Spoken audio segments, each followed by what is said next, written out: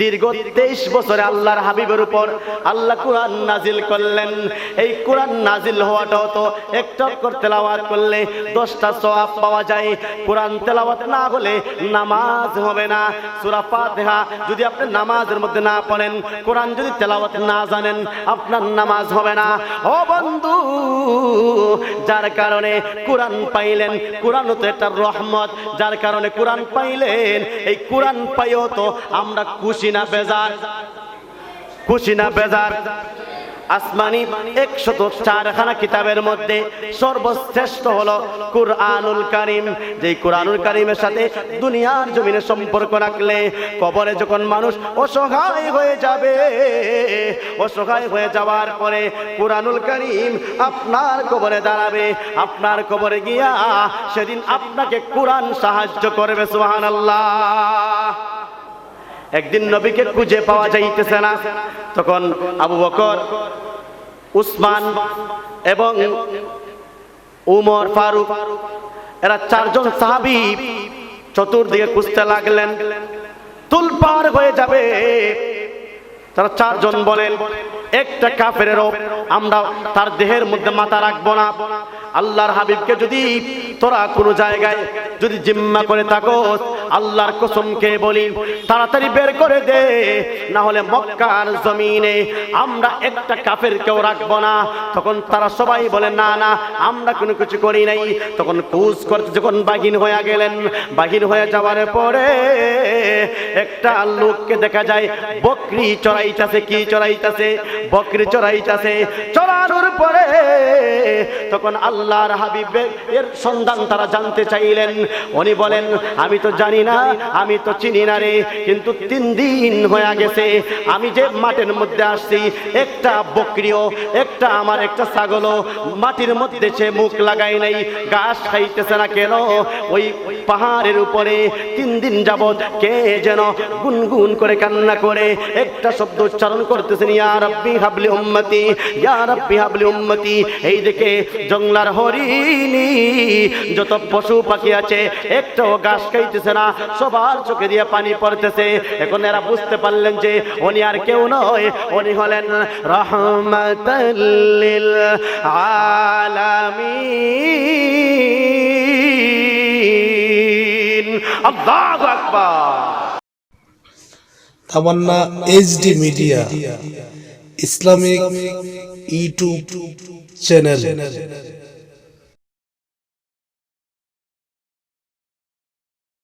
সুবহানাল্লাহ। বাচ্চা মায়ের পেটের ভিতর থেকে আরবি শিক্ষায় কি শিখে? আরবি। ওয়া, এটা আরবি শব্দ। অথচ দুনিয়াতে এসে আসার পরে কিছু মা বাপ তাকে আরবির দিকে আর দেয় না, কোরআন শিক্ষা দেয় না। বলে যে না, কোরআন শিক্ষা করার দোকানে সকালে ঘুমাও। কোরআন শিক্ষা দেয় না। কিন্ডার গার্ডেনে পাঠায় সকালবেলা। শিক্ষিত, উচ্চ শিক্ষিত বানাও, বানাও। উচ্চ শিক্ষিতর বিপক্ষে আমরা নই, তবে মুসলমানদের সর্বপ্রথম যে ঈমানি দায়িত্ব, আপনি মা বাবার সর্বপ্রথম যে দায়িত্ব, সেটি হচ্ছে আপনার ছেলেকে নামাজ শিক্ষা দিতে হবে, আপনার ছেলেকে ইসলাম সম্পর্কে জানাইতে হবে। ইসলাম সম্পর্কে যতটুকু জ্ঞান তার অর্জন করা প্রয়োজন, আপনাকে সেটি শিক্ষা দেওয়া, সেটি ফরজে কিফায়া। কথা বলেন ঠিক কিনা? সেটি করতে হবে। যদি না করেন, কোরআন শিক্ষা জানে না, নামাজ পড়ে নাই, নামাজ পারে না, কাল কিয়ামতের কঠিন ময়দানে সে আপনাকে আল্লাহর কাঠগড়ায় দাঁড় করাবে। বলবে, আল্লাহ, আমি তো ছোট ছিলাম, আমার মা বাবা আমাকে সেই শিক্ষা অর্জন করার জন্য আমাকে বলে নেই, আমাকে সুযোগ দেয় নাই, আজকে আমার কোনো দোষ নাই, আপনি আমার মা বাবাকে জিজ্ঞান। তখন ফেরেশতারা ভিডিও আকার দেখাবে, কত তো ঠিক। আমরা ইংলিশের দিকে গুরুত্ব দিই বেশি, অঙ্কর দিকে বেশি গুরুত্ব দেই। দেখবেন দিনে 4টা প্রাইভেট পড়ে, একটা অঙ্ক, বাংলা, ইংলিশ, আরো কত কি পড়ো। একটা বাচ্চাকে সর্বপ্রথম যে শিক্ষা আপনাকে দিতে হবে সেটি হচ্ছে লা ইলাহা ইল্লাল্লাহু মুহাম্মাদুর রাসূলুল্লাহ। সর্বপ্রথম কালেমা সম্পর্কে তাকে জানাইতে হবে। সে যে মুসলমান হয়ে পৃথিবীতে আসছে, তার করণীয় কি, সে কেন পৃথিবীতে আসছে, সে কেন আসছে এবং তার করণীয় কি, এই সম্পর্কে তাকে সর্বপ্রথম জ্ঞান দিতে হবে। সর্বপ্রথম পৃথিবীর জমিনে আইসা ইয়া রাব্বি হাবলি উম্মতি বলে কাঁদলেন, ইয়া রাব্বি হাবলি উম্মতি বলে কাঁদলেন, ইয়া রাব্বি হাবলি উম্মতি বলে কাঁদলেন। এবং 63 বছরের জিন্দেগি ইয়া রাব্বি হাবলি উম্মতি, ইয়া রাব্বি হাবলি উম্মতি, ইয়া রাব্বি হাবলি উম্মতি এই বলে কেঁদে কেঁদে গেছেন। যখন উহুদের যুদ্ধে নবীর দান্দান শহীদ হয়ে গিয়েছিল, উহুদের যুদ্ধে দান্দান আগে ধ্বংস করে দিব।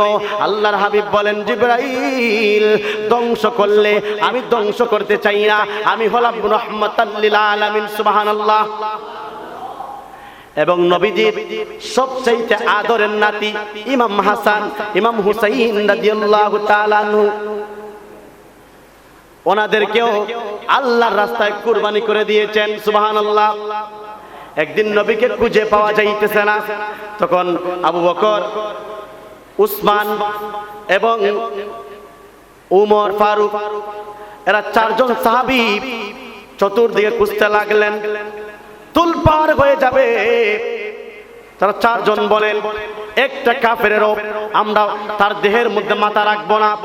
আল্লাহর হাবিবকে যদি তোরা কোনো জায়গায় যদি জিম্মা করে থাকো, আল্লাহর কসম খেয়ে বলি তাড়াতাড়ি বের করে দে, না হলে মক্কার জমিনে আমরা একটা কাফেরকেও রাখবো না। তখন তারা সবাই বলে, না না আমরা কোনো কিছু করি নাই।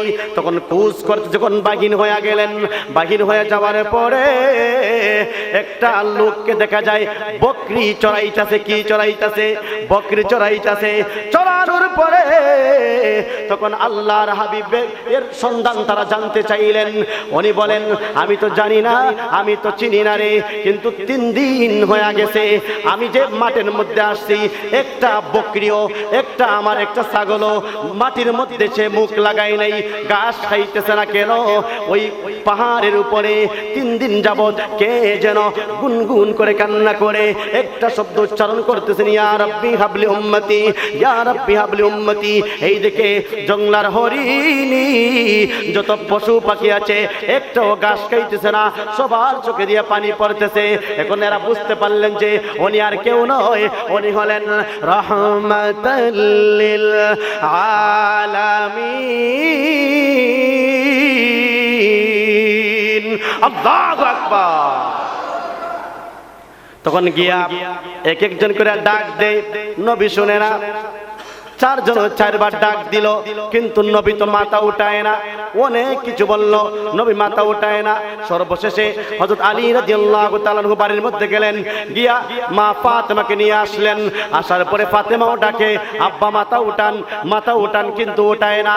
যখন বলছে আব্বা মাথা উঠান, আপনার জন্যে, আপনার উম্মতের জন্যে আমার হাসান হুসাইনকে আল্লাহর রাস্তায় আমি শহীদ করে দিব। সুবহানাল্লাহ। তখন আমার নবী মাথা উঠাইয়া বলেন, ফাতেমা রে, তোমার এই দোয়াটা আল্লাহ কবুল করে ফেলেছেন। সুবহানাল্লাহ। তখন ওনারা শহীদ হয়েছেন, এমনিতেই শহীদ করে নাই। তো এরপরে কি হবে? কিয়ামতের কঠিন ময়দানে যেদিন সবাই ইয়া রাব্বি নাফসি, ইয়া রাব্বি নাফসি, ইয়া রাব্বি নাফসি বলে আধ হাত উপরে সূর্য চলে আসবে। কয় হাত? এখন কই আছে? প্রথম আসমান থেকে দ্বিতীয় আসমান 500 বছরের রাস্তা। এই রাস্তা পার হওয়া বিজলির আকারে সম্ভবের বাহিরে, সম্ভব না। এরকম প্রথম আসমান থেকে দ্বিতীয় আসমান 500 বছরের রাস্তা। সেখান থেকে সূর্য তাপ দেয়, ছাতা ছাড়া বাহির হওয়া যায় না। সেখান থেকে তাপ দেয়, কারেন্ট চলে গেলে ঘুম আসে না। সেখান থেকে তাপ দেয়, গরমের যন্ত্রণায় ঘুম আসে না। সেখান থেকে তাপ দেয়, শরীর মাথা টকবক টকবক করতে থাকে। যেদিন কিয়ামতের কঠিন ময়দানে আধ হাত উপরে সূর্য চলে আসবে, সেদিন মানুষের গাম বাগির হইয়া মানুষের সাতার হয়ে যাবে। সাতার হয়ে যাওয়ার পরে কিন্তু তখনও বিচারের মাঠ কায়েম হয় নাই, মানে মাঠে গেছে। যেমন আপনারা চলে আসছেন একটু আগে, বক্তা আসছে একটু পরে, আপনারা বৈশা আছেন। তো আল্লাহ বিচারের মাঠ আরম্ভ করার আগেই শ্রোতারা সমস্ত উম্মতের সমস্ত নবীদের 2 লক্ষ মতান্তরে 24,000 পয়গম্বর নবী এবং রাসূলের উম্মতেরা কিয়ামতের মাঠে উপস্থিত হবেন। সূর্য চলে আসবে, আসার পরে গাম বাগির হইয়া তাদের অবস্থা খুব ভয়াবহ হয়ে যাবে। কারো হাঁটু পর্যন্ত পানি হবে, কারো আবার পেট পর্যন্ত, কারো কেউ সাঁতার কাটতে থাকবে। আর এই পানিটা এমন গরম হবে, এমন গরম হবে পানিটা, এই গরমের কারণে মানুষের শরীর থেকে গোশতগুলা খুলে খুলে পড়ে যাবে। কেমন ভয়াবহ পরিস্থিতি হবে, ভয়াবহ অবস্থা হবে সেদিন। তখন সবাই একটা সিদ্ধান্ত গ্রহণ করবে,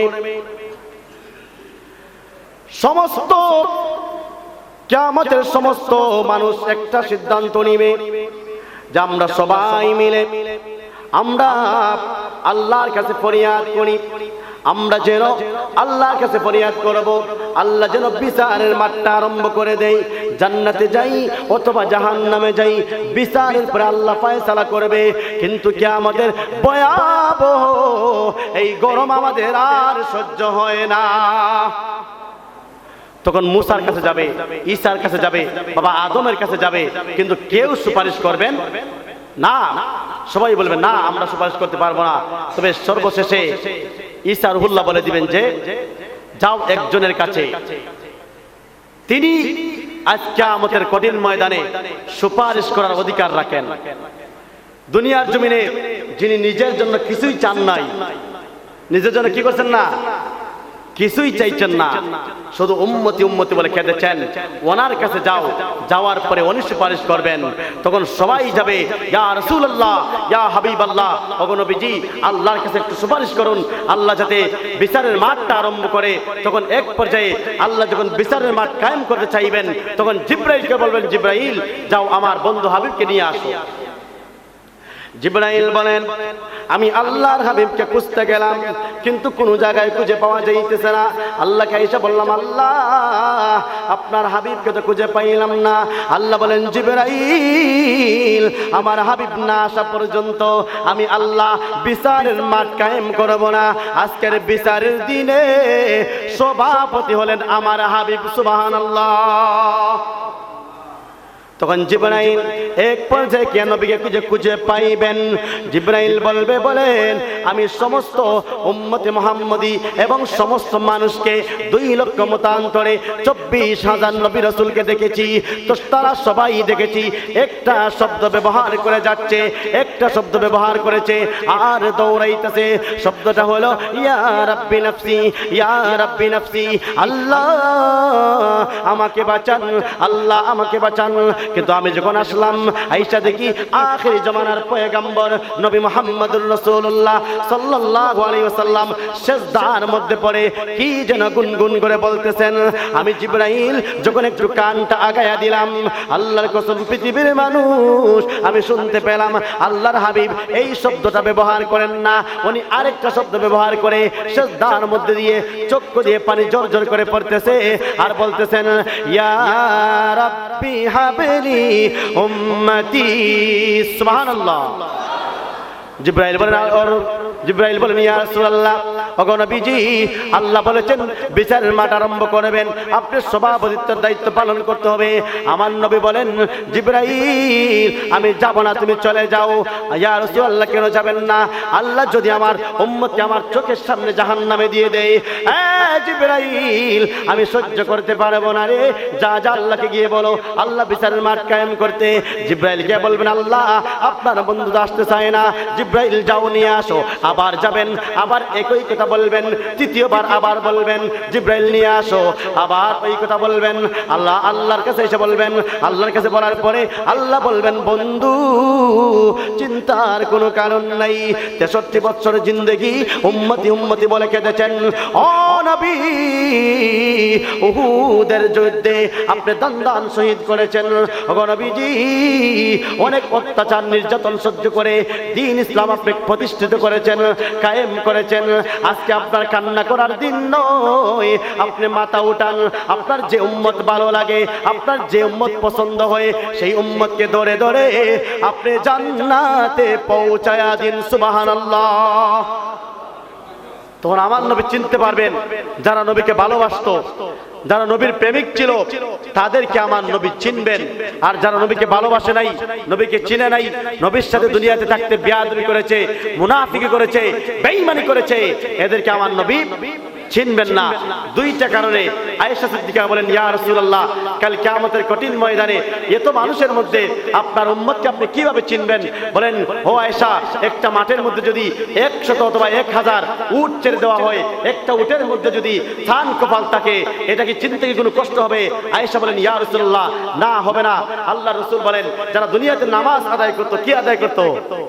নামাজ আদায় করত, এদের ওজুর জায়গাগুলো নূরের আলোতে ঝলমল করবে, আর আমি নবী এই ঝলমল দেখে তাদেরকে জান্নাতে ঢুকাইয়া দিব।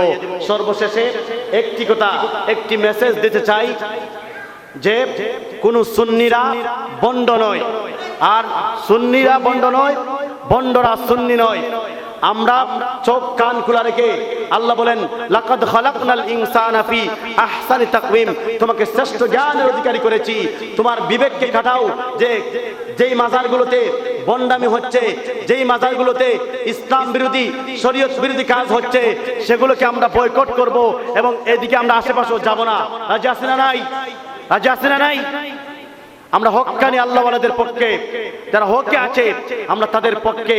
এবং নামাজ আদায় করবেন, নামাজ কায়েম করবেন, আপনি নামাজ পড়বেন, আপনার ফ্যামিলিকে নামাজের দাওয়াত দিবেন, নামাজ শিক্ষা দিবেন, নামাজি বানাইবেন, এবং কোনো মানুষকে জবান দ্বারা, মুখ দ্বারা, হাত দ্বারা কষ্ট দিবেন না। যদি একটা মানুষকে কষ্ট দেন, আপনি আজকে মৃত্যুবরণ করলে মরার কি কোনো গ্যারান্টি আছে? আছে? কোনো গ্যারান্টি নাই। আপনি একজন মানুষকে মুখ দিয়ে খারাপ কথা বললেন, সে আপনার দ্বারা কষ্ট পাইল, এমন তো দেখা গেল রাত্রে আপনার মৃত্যু হয়ে গেল, আপনি কিন্তু আগামীকাল তার কাছে ক্ষমা চাওয়ার সুযোগটা পাইলেন না। যার কারণে মুমিন মুসলমানরা জীবনের প্রত্যেকটা দিনকে জীবনের শেষ দিন মনে করতে হবে, জীবনের প্রত্যেকটা মুহূর্তকে শেষ মুহূর্ত মনে করতে হবে। আমরা দুনিয়াতে এসেছি আল্লাহর ইবাদত করার জন্য। আল্লাহ যেরকম আমাদেরকে যেরকম আদেশ করেছেন, আদেশগুলো মানব, নিষেধ করেছেন, নিষেধগুলো থেকে বিরত থাকবো ইনশাআল্লাহ। এই বলে আমি আমার বক্তব্য এখানেই শেষ করছি। সবাই ভালো থাকবেন, সুস্থ থাকবেন। ওয়া আখির দাওয়ানা আনিল হামদুলিল্লাহি রাব্বিল আলামিন। আসসালামু আলাইকুম ওয়া রাহমাতুল্লাহি ওয়া বারাকাতুহু।